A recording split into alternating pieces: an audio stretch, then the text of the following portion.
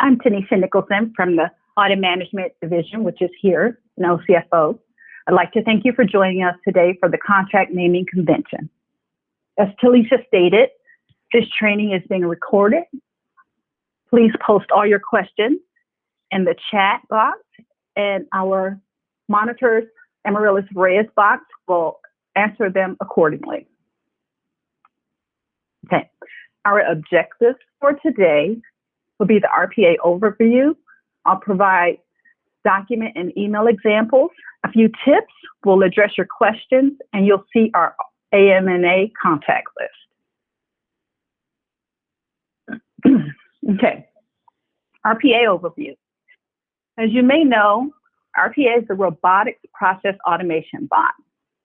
This bot was created by the request of our customers to assist in processing software and tools to free up personnel to perform higher value tasks.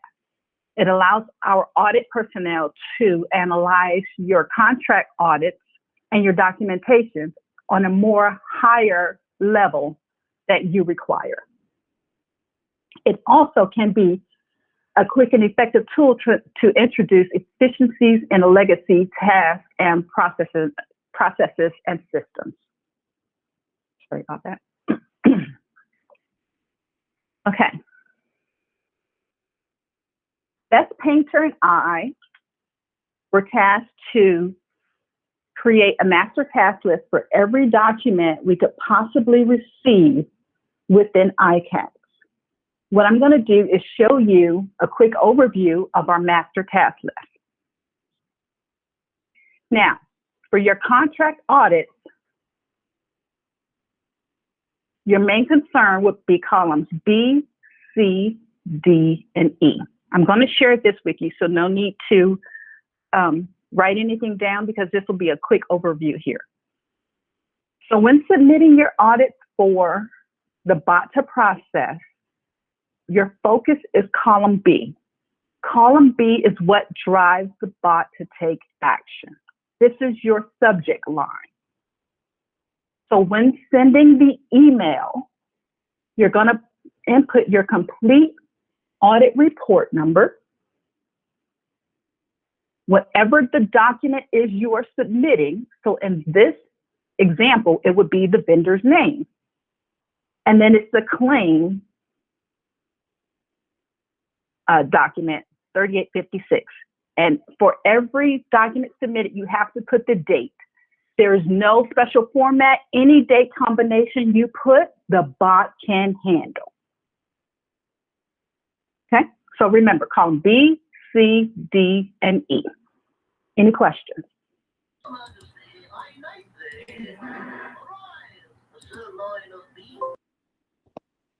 Hi, on the audit number, you have parentheses. Do they have to have a parentheses or a space or a comma? No, you just put the complete audit number. Okay, thank you. Okay, thank you for your question. Any other questions? I have one. So that document, is that for after an audit has been completed and then or CS has to respond? Is that what that's for? Amaryllis? I'm sorry. Oh, I'm sorry. Okay, yes. This is when, after we receive the final report, after the 365-day letter is submitted, after the, yes, once the 365-day letter is submitted, this is when this process begins. Because I'm here, Tanisha. I'm sorry, thank you. Sorry, my mic was on mute. Yeah, so this is after a final audit, like contract audit has been received, a contract audit report is final and received.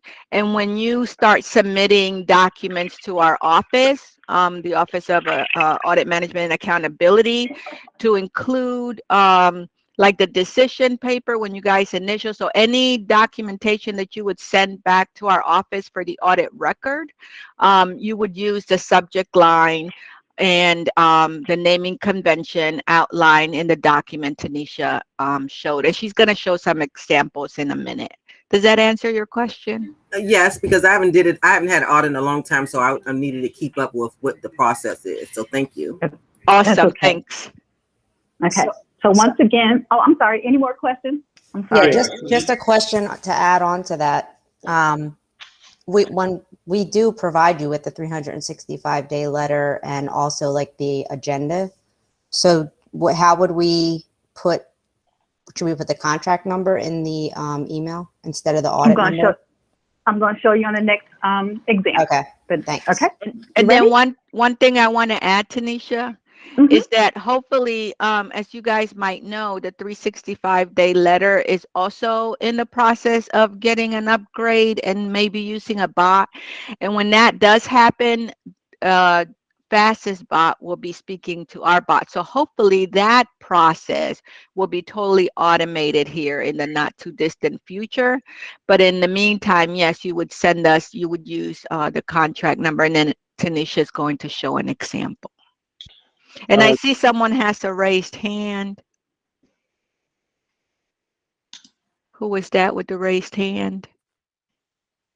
This is Neil Waller. I've got a question for you. If the bot is for audits is being introduced now, what if you're 90% through or 75% through with this process and just waiting on the last couple of steps, the demand letter and all that kind of stuff to take place? That's a good question. Our hope is once we've completed the training, you can start using this naming convention. You do not have to go back and resubmit any documents that you've submitted before. It's just going forward. If you can use the naming convention, this way everyone will have muscle memory. So when the robot is up and running, we're already doing this practice. And if you'll see on your screen, I've just highlighted the majority, I guess, of the contract documents that you submit. So you can just peek and see how we have the contract number, and it would be the PNM or the PNO or the PNCP. And it's just, we don't switch it up. It's either contract number or audit number and the title of the document and date. And Tanisha, Keith had a question. Keith? Yes, Keith? Yes, can you hear me? Mm-hmm. Yeah, so what if your 365-day letter goes out within the next 2 weeks? Yes, if you have one that's going on within the next 2 weeks, you can use this naming convention to send it to our office. Okay. Thank you. Amaryllis, when does the audit team select the audit number? When we send out the 365-day letter, is there a way that the audit team can give us the audit report number at that point in time? Oh, that's a very good question, Roberta. Actually, at that time, we don't have the audit number, because at that time is when the COs are notifying the vendors that there is an audit that OIG is going to conduct. And we actually don't get the audit number until OIG finishes their audit and then submits the final report. And that is why we use the contract number for the 365-day letter. And then sometimes you guys send us the meetings that you have, pre-audit, and those will also use the contract number because we don't yet have an audit number. And audit numbers are assigned by the IG when they complete their audit report. Okay, thank you for that question. Thank you. Any other questions? Okay. Back to our training. Okay, so here is your first, I'm sorry, 1 second. Here's your first example. So in this example, we are submitting our decision record. Let's pretend this is the signed CO decision record. So we're going to put the complete contract audit number. And in this example, I showed you how to do it incorrectly. So you'll see the differences. See how this is the incorrect number and this is the correct number? Or I'm sorry, the complete number? Please make sure you put the completed number because some of our contract numbers have the same prefix but different suffixes. This is very important. If this is not completed, the bot will send you a return email identifying that something is incomplete. So now, you're going to put the complete audit number or contract number, whichever you have, the title of the document, and the date submitted. And then you're going to add that attachment, and then you're going to submit it to our group box. Any questions on this one?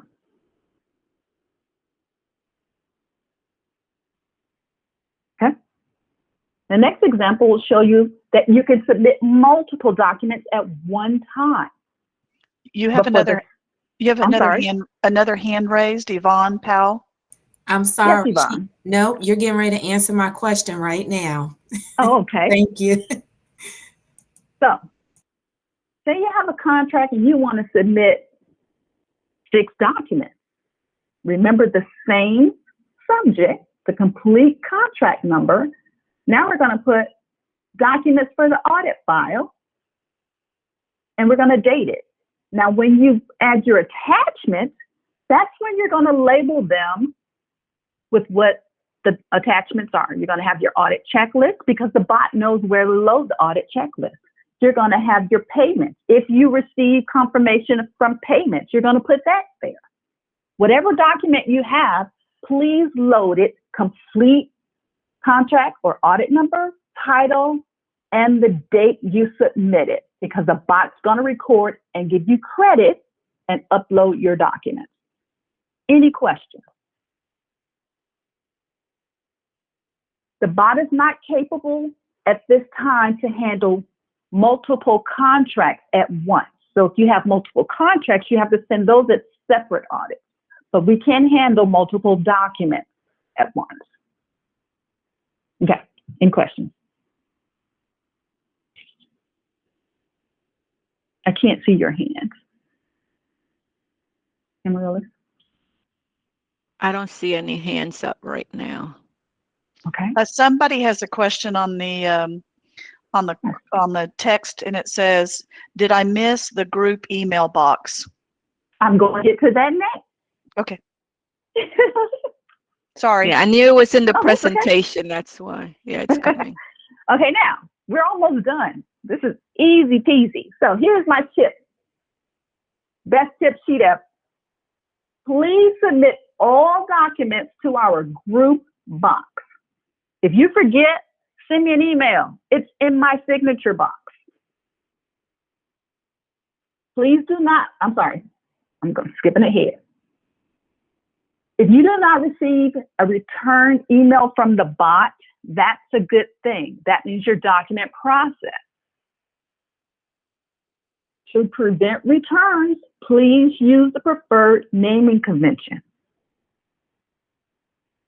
Multiple documents can be attached to one email.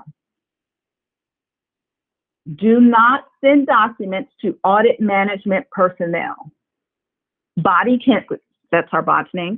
Body cannot pull documents from individuals, only from our group box. The bot will not process Google Docs. We couldn't get it to work that way. We apologize. And then GAO does not, certain GAO members do not have access to Google Docs. So to cause that confusion, we just don't send them. Dashes and parentheses are the only characters accepted. And most importantly, please start using the naming convention today. We want to create this muscle memory to get everybody going. Like I said, the naming convention is in my signature block. So if I send anything out, you're going to see it.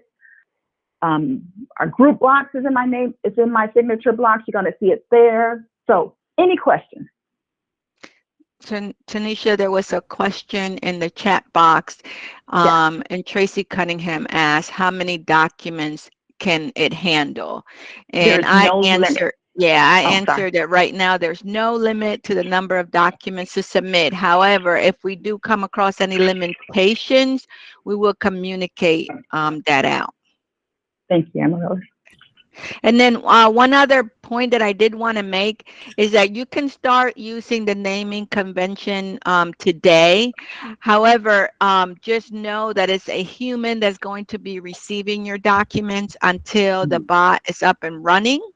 One other thing that I've asked our analysts to start doing is that once we do the training, if you submit documents in and you're submitting them kind of like, I'll just say the old way for lack of a better word, we will still accept your documents. We might send you a note, just a friendly reminder that says, remember, in preparation for our bot, please use this subject line and label your documents in this way in the future.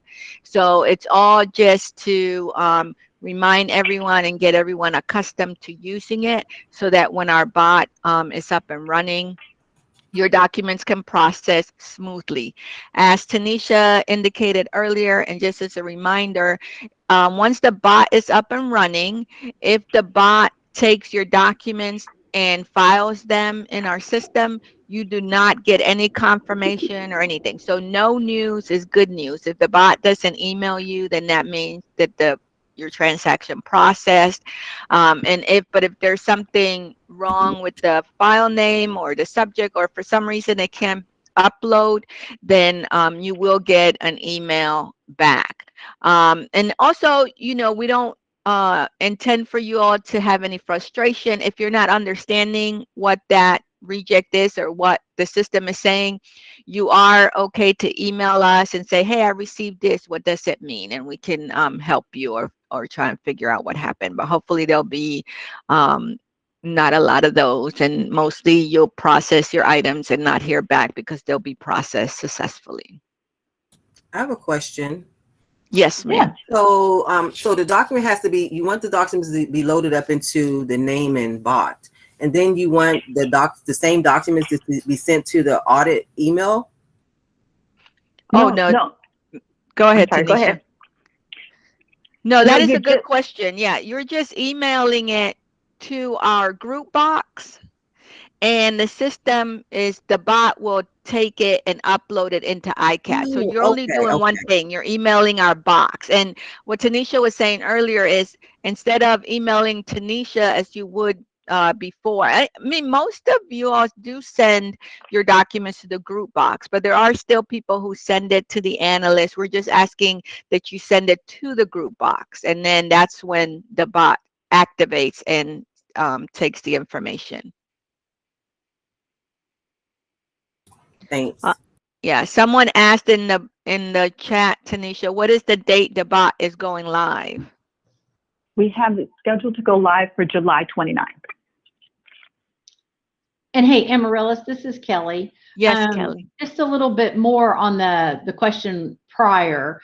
I don't think that there is any problem with folks, if they're sending the same document to you and to the IG, that you can copy the IG's intake box. They don't care what you name the document. So, you know, unless there's a problem with the bot having a CC on it, is that what you're saying, Amaryllis? No, what we're saying is that you have to include our group email box, right, in the either in the to or the CC, and it's going to grab that. Right. And document. So for folks that are sending a document like a signed DR, or something like that, where it's going to both BA and OIG, you can send that in one email, just as long as you send it to BA's intake box, like Amaryllis is talking about, and you send it to the OIG. They have an intake box, but you can also send it directly to the audit team, and they won't care what you've named the document. As long as, you know, the audit number is there, they won't care. So you don't have to do two separate messages is what I'm getting at.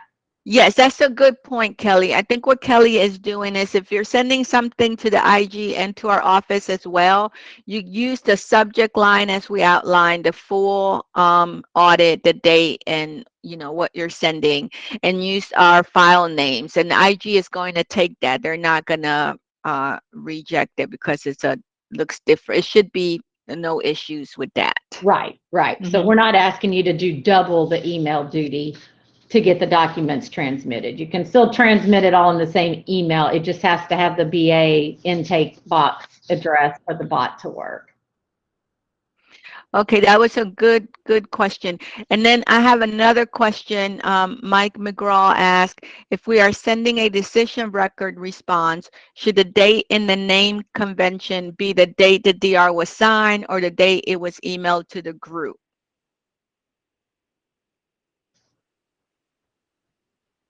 That's a good question.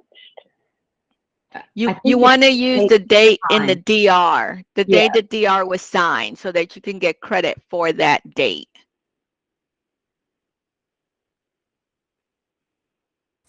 Okay, I think there's another question here from Christy.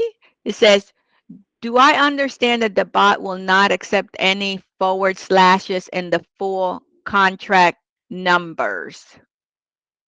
You're correct. Forward slashes are not allowed.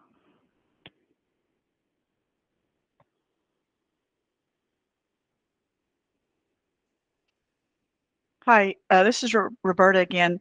Just to kind of piggyback on Neil's question, because I'll probably get asked this question. So if Neil has gone in and he's sent you some of these documents before the July 29th go live date, y'all are going to go ahead and load those in like Amaryllis said, the old way. But if after the 29th, if at that point in time he gets these documents, then he needs to be using this information and these naming conventions. Correct, Roberta. Okay. Correct. All right. Great. And you guys can start using it now going forward. So that the hope is that once the bot is up and running, we're all just accustomed to doing it this way anyway. Yep, so you could start at any time. And then just as I stated before, just remember that it's manual entries. Our analysts are uploading it now, just like we did yesterday, until in the future when the robot takes over.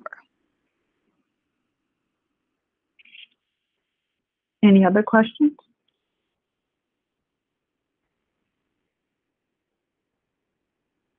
Okay.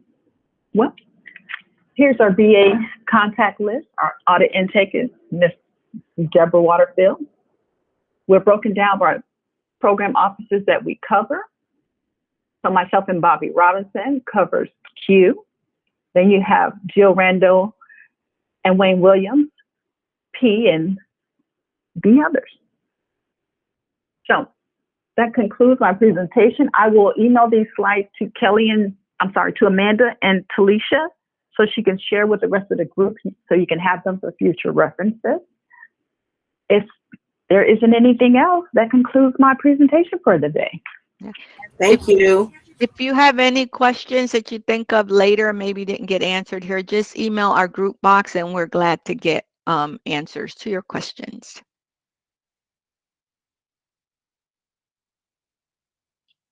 Thank you, everyone.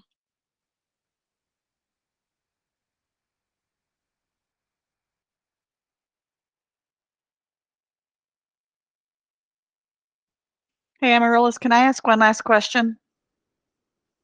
I know y'all said that if you get no email back, then it's good to go.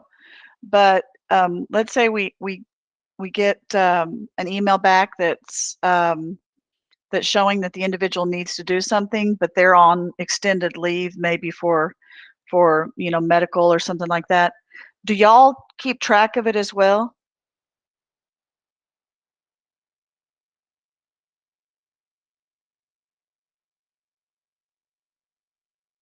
I'm sorry, can you please repeat that? So like, say for example, like right now I've got an individual who has an audit and she's on extended maternity leave and she's not going to come back until November.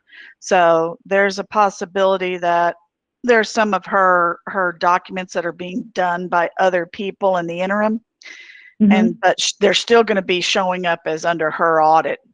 And so the question is, like, if it comes back that the bot is showing, hey, you need to fix this because the naming convention is wrong, will it go to the person who sent the email, or will it go to the person whose name is on record for that for that audit?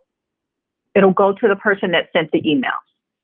Okay. It'll just be like a know. reply. Yeah, a reply to sender, something like that.